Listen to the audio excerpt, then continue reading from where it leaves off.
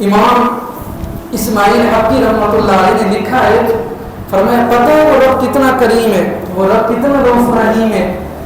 فرمایا جب قیامت کے دن جنتی جنت میں چلے جائیں گے، دوزخی دوزخ میں چلے جائیں گے، تو اس کے بعد جب سب کچھ ختم ہو جائے گا نا، سارا فیصلہ ہو جائے گا، فرمایا پھر دوزخ کے ایک کونے سے ایک آواز آ رہی ہوگی۔ آواز کیا ہوگی؟ یا حنان یا منان، یا حنان یا منان، یا حنان یا منان۔ یہ رب کے دو ناموں کو کوئی پکار رہا ہوگا، کوئی یہ نام لے رہا ہوگا۔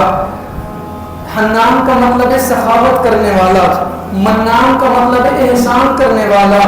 کوئی جب ان لفظوں کو پکار رہا ہوگا نا، تو رب کو پتہ ہوگا کون پکار رہا ہے، کہاں سے پکار رہا ہے، لیکن پھر بھی رب فرمائے گا جبرائیل جا کے دیکھ تو صحیح نا ذرا، کوئی ہمیں پکار رہا ہے، کوئی ہمیں یاد کر رہا ہے۔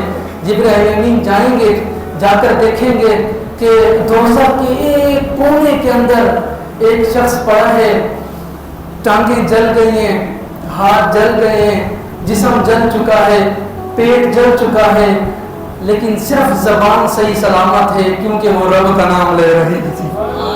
جبرائیل امین اس کو لے کر رہیں گے نا، آپ کا سینہ ٹھنڈا ہو جائے کہ وہ رب کتنا رحمان ہے، وہ رب کتنا رحیم ہے۔ رب فرمائے گا اے میرے بندے، تو نے یہ گناہ کیا تھا، یہ گناہ کیا تھا، یہ گناہ کیا تھا، کہاں ملک یہ گناہ بھی کیا تھا، یہ گناہ بھی کیا تھا، یہ بھی گناہ بھی کیا تھا۔ تو رب فرمائے گا فرشتوں اس کو واپس دوزخ میں لے جاؤ۔ جب فرشتے واپس اس کو دوزخ کی طرف لے کر جا رہے ہوں گے نا، وہ پیچھے بار بار مڑ کے دیکھ رہا ہوگا، وہ پلٹ پلٹ کر نا پیچھے مڑ کے دیکھ رہا ہوگا۔ رب فرمائے گا جبرائیل اے فرشتوں اس کو واپس لایا جائے، اس کو واپس لایا جائے۔ رب فرمائے گا میرے بندے کیا بات ہے، تو پیچھے کیوں مڑ کر دیکھ رہا ہے، بار بار پیچھے پلٹ کر کیوں دیکھ رہا ہے؟ وہ بندہ کہے گا مالک میں نے دنیا کے اندر الرحمن الرحیم تیرے دو نام پڑھے تھے، میں یہ سوچ رہا تھا کہ یا اللہ میں تو دوزخ کی طرف جا رہا ہوں، کیا تیری رحمت بھی میرے پیچھے پیچھے آ رہی ہے کہ نہیں آ رہی؟ کہنے لگا یا اللہ تو نے مجھے دنیا کے اندر موت دی، لیکن میں نے پھر بھی تیری رحمت سے مایوس نہیں ہوا۔ یا اللہ میں قبر میں چلا گیا، پھر بھی تیری رحمت سے مایوس نہیں ہوا۔ یا اللہ میں حشر کے دن تو نے میرا امتحان لیا، پھر بھی مایوس نہیں ہوا۔ تو نے مجھے دوزخ میں بھیج دیا، میرا جسم دوزخ میں جلتا رہا، پھر بھی تیری رحمت سے مایوس نہیں ہوا۔ یا اللہ تو نے مجھے ابھی بلایا، پھر میرا امتحان لیا، پھر بھی تیری رحمت سے مایوس نہیں ہوا۔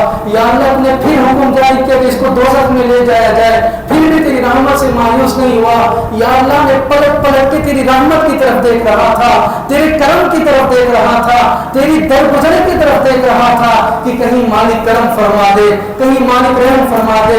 یا اللہ فرمائے گا میرے بندے بس اتنی سی بات ہے، رب فرمائے گا اسے جنت کے پانی سے غسل دیا جائے۔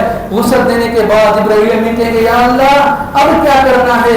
رب فرمائے گا اسے اب اکیلا نہیں بلکہ اب اس نے ہماری رحمت سے امیدیں اتنی لگا رکھی تھی، اب 70 فرشتوں کو بلا کر استقبال کے ساتھ میری جنت میں داخل کر دیا جائے۔